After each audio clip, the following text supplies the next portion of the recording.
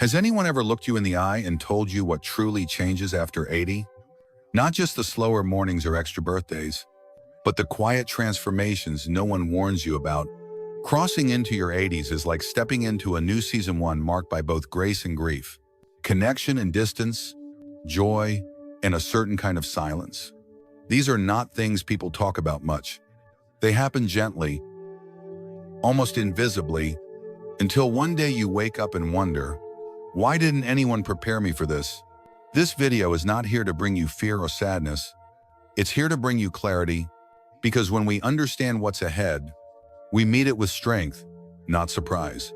Today, we'll walk together through 5 tough but honest truths about life after 80. The friendships that slowly slip away, the body that no longer rebounds like it used to, the rising need for help, even when it feels uncomfortable, the quiet way the world begins to look through you, and that deep ache that comes when there's too much time and too little meaning. But don't worry, this isn't just about loss. It's about learning how to carry all of this with dignity, wisdom, and grace. If you're ready to look at this chapter of life with open eyes and an open heart, type 1 in the comments to let me know you're with us. And if you believe these truths matter, please like this video, share it with someone who needs to hear it, and subscribe to our channel for more reflections that honor your journey. 1. A social circle that quietly disappears. One of the hardest things about turning 80 isn't what happens to your body, it's what happens to your world. Not the physical world, but the social one. The truth is, people start to quietly slip away, not because they want to hurt you, not because you did anything wrong, but because that's what time does. Friends pass on, neighbors move away, siblings grow distant, and even those who used to call every Sunday start dialing less often. At first, you may not notice. Life still feels familiar. You go through your routines, but one day, you stop and realize the phone hasn't rung in a while.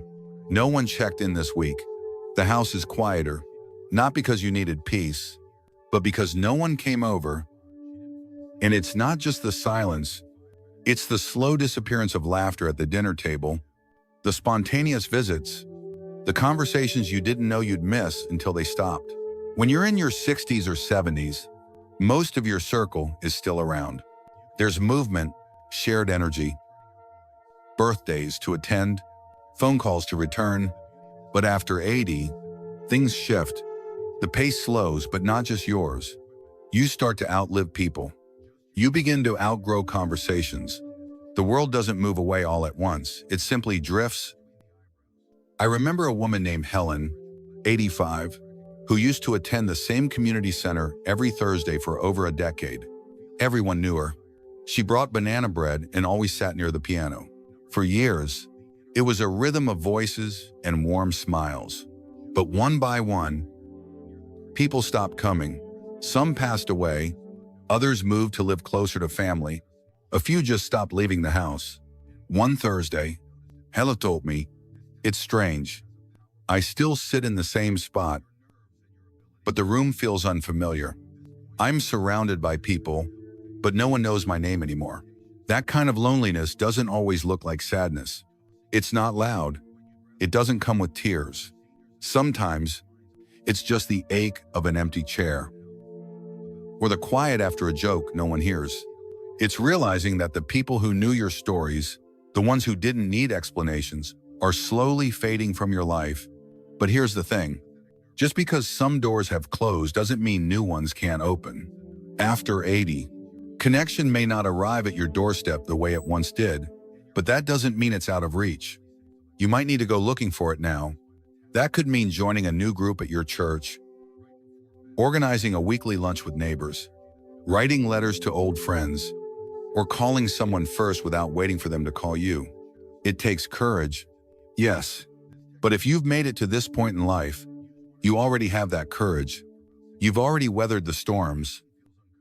And maybe that's what connection looks like now, not effortless or automatic, but intentional.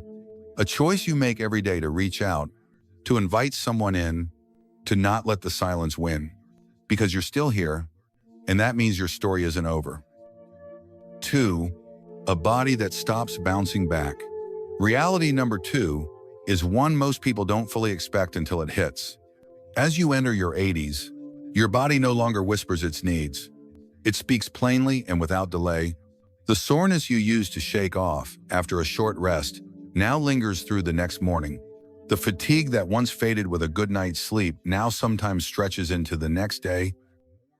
And the one after that? Here's the part that catches many by surprise. After 80, even a minor health issue can change your entire rhythm. You could wake up feeling perfectly fine, but by evening, something feels off. A slight dizziness, a cough that doesn't go away, a dull ache in the knee, and suddenly, you're sitting in a clinic, hearing phrases like, "Let's monitor it," or "We'll need to run some tests." What you once brushed off now demands your full attention, and more often than not, there's no going back to the way things were before. But the hardest part? It's not just the discomfort, it's the unpredictability. You can eat the right foods, do the right exercises, sleep at the right times, and still feel like your body is walking one step ahead of you, making decisions without your permission. A small stumble can lead to weeks of recovery. A simple cold can take much longer to clear. And when you do recover, you realize things aren't quite the same. Balance feels shakier. Breathing takes more effort. The bounce back isn't what it used to be. I once met a woman named Margaret, Aga 82, who was full of energy and loved her independence. She walked to the market each morning, helped in her granddaughter's school library, and spent afternoons tending to her potted plants. But after slipping while reaching for a book on a low shelf, her life shifted. It wasn't the fall, she told me. It was how long it took to come back from it.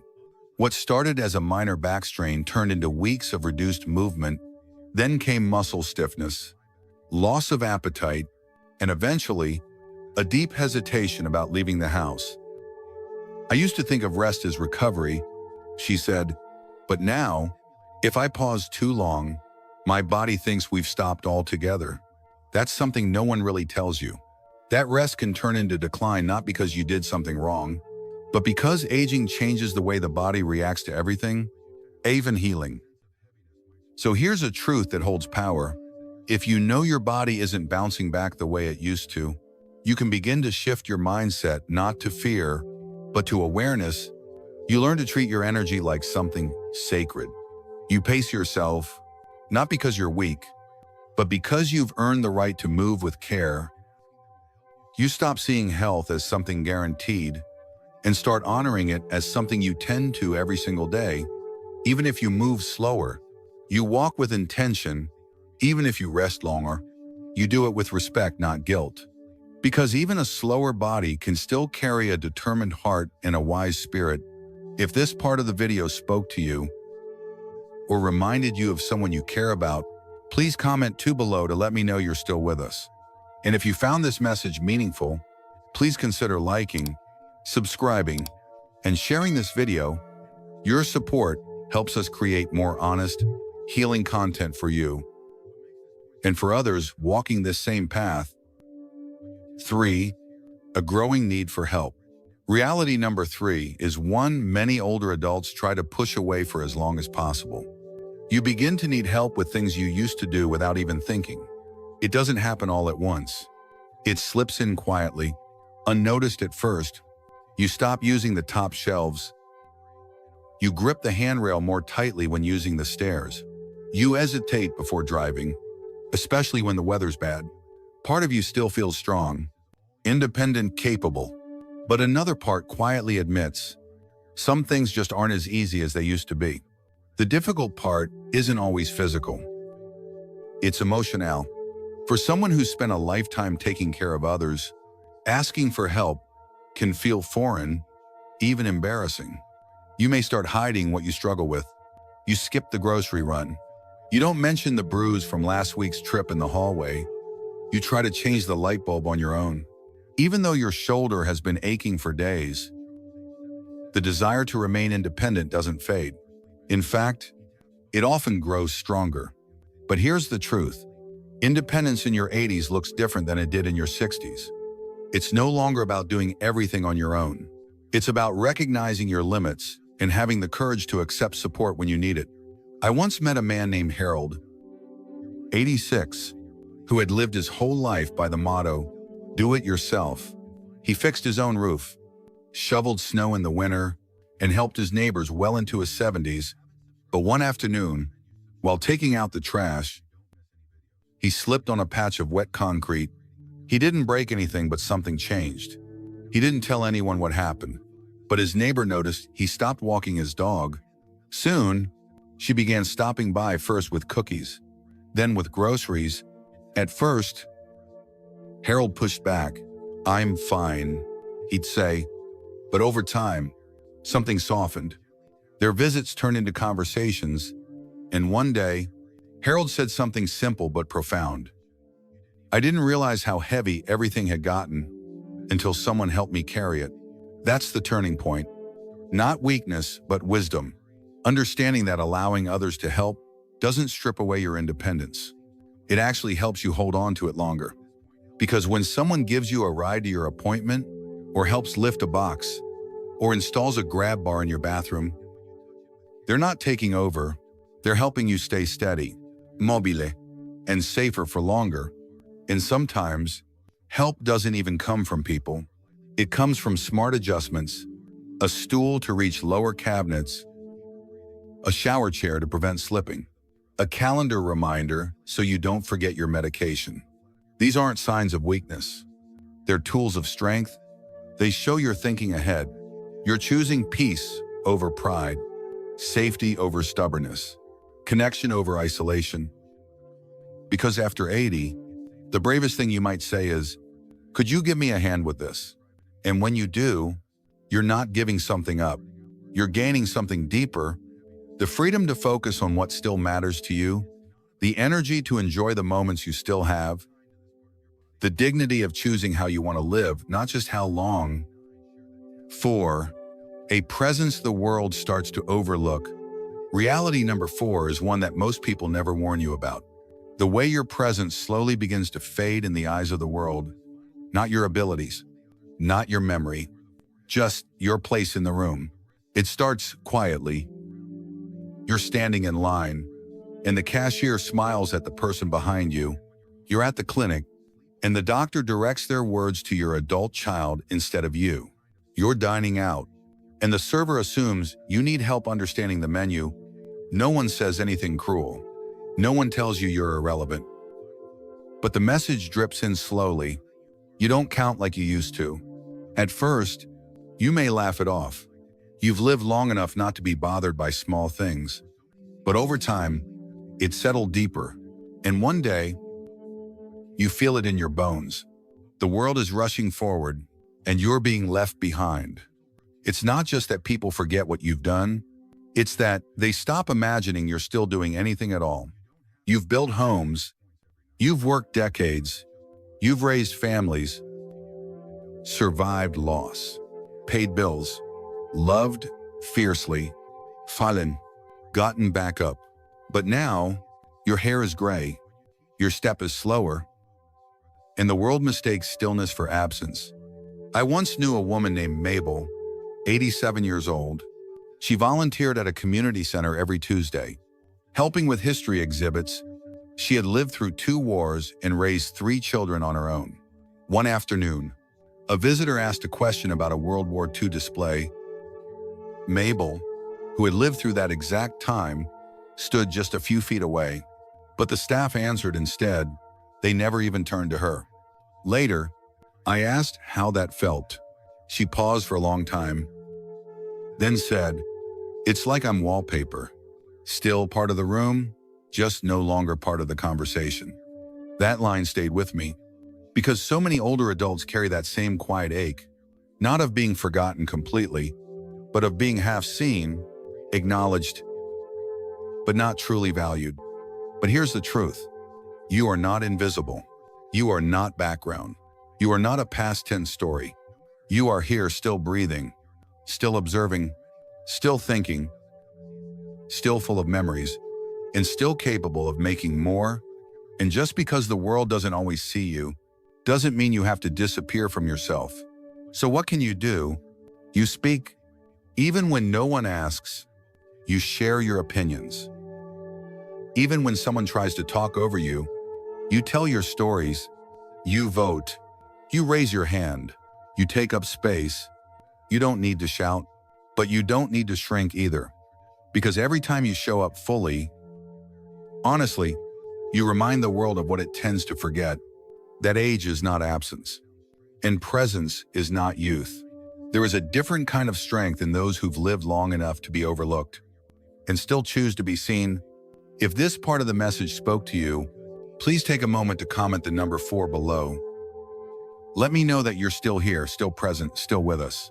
And if you believe more people need to hear this, please consider liking this video, sharing it, and subscribing to our channel. Your voice matters, your presence matters, and your support helps us keep creating meaningful content for those who refuse to fade quietly. 5. A sense of regret if purpose isn't redefined. As you move further into your 80s, a strange kind of silence can settle in, not just in your living room or in the emptier calendar on your fridge, but within you. The rush of life slows down, and in its place comes space. Space to sit, space to think, space to remember. And while that stillness can feel peaceful at first, it can also become heavy, not dramatic or loud, but quiet and lingering, the kind that whispers, "I should have spent more time with them," or "Why didn't I try when I had the chance?" It's the kind of regret that doesn't show up all at once. It creeps in during the quiet mornings or long afternoons, when your body is still but your mind revisits all the roads not taken, and if you're not careful, that reflection turns into rumination and the days start to feel like they're echoing instead of evolving. We don't often talk about this part of aging. We highlight the joy of retirement, the freedom from obligation, the laughter of grandchildren, and all of those things are real. But so is the question many face in silence. What now? When a lifetime of purpose, raising children, building careers, helping others comes to a close. It can feel like your usefulness fades with it. But that's only true if we continue to define purpose the way we did in our younger years. I met a woman named June, age 87, who once worked as a nurse. After retirement, she spent years feeling adrift. "I used to be needed every day," she told me. "Now, I feel like I'm just here, waiting." But something shifted when her neighbor fell ill. June brought over meals, offered to sit with her on tough days, and began sharing small tips from her caregiving experience. That quiet return to service reignited something in her. "I don't need a hospital badge to matter," she said. "I just needed a way to show up again." Because the truth is, purpose doesn't retire. It evolves. Maybe you no longer manage big projects, but you manage warmth in your home. Maybe you don't teach in classrooms, but you teach through example how to endure, how to listen, how to forgive. Regret only becomes dangerous when we let it define us. When we sit in it too long without asking how it might transform into something meaningful, but when we stop equating purpose with productivity and begin seeing it as presence. We open the door to something far more profound. You still have value, enormous, living, breathing value, not because of what you do, but because of who you are. You've lived, you've seen, you've survived, and maybe the most important work you'll ever do isn't behind you. Maybe it's today, waking up with kindness in your heart, curiosity in your eyes, and the courage to ask, what can I give? Even if it's just a smile, who can I lift? Even if it's just with a story, that's not the end of purpose. That's the beginning of a new kind of legacy, one built on presence, on grace, and on your quiet but mighty willingness to still matter. Reaching your 80s is a quiet kind of victory, one that rarely comes with fanfare but speaks volumes in strength, in stories, and in scars that only time can teach. You've endured, adapted, and outlasted storms that many never saw. And yet, this stage of life introduces new realities, ones that don't always show up with warning, but arrive in the hush of silence, the slow recovery after a fall, or the echo of a question you never thought you'd ask. Now what? You've just walked through 5 of the most difficult truths about aging after 80. Not to frighten you, not to weigh you down, but to help you see clearly, because clarity is power. Maybe it was the realization that your world is quieter now, fewer calls, fewer visits. Maybe it was the way your body responds slower, less certain, more fragile than before. Maybe it was the growing need to ask for help and the discomfort that comes with that. Or perhaps it was feeling invisible in a world that no longer sees you as the vibrant person you still are. And for some, it's the ache of purpose, when days stretch out and you wonder what they're meant for. But whatever truth stood out to you most, I want you to remember this. You are not alone. These shifts do not make you weak. They make you real. They mean you've lived enough to feel deeply and reflect honestly, and you still have choices. Every day, you can choose to reach out when the silence gets heavy. You can choose to rest when your body asks you to. You can ask for help and know it's a sign of strength, not failure. You can step forward and speak, even if others forget to listen. And you can still shape purpose, not through grand gestures, but through your presence, your care, your wisdom. This part of life is not the end of your story. It's the chapter where every page matters more. So, which of these 5 truths spoke to your heart the loudest? Comment below and tell me, which reality hit home for you? I'll personally reply and help you explore it more deeply. And if this video helped you feel seen or understood, please give it a like, share it with someone who might need this message, and subscribe to Elderly Wisdom Life. Your support means the world and helps us keep making videos that uplift, inform, and honor every stage of life. Thank you for being here. Thank you for still showing up. You're not done yet.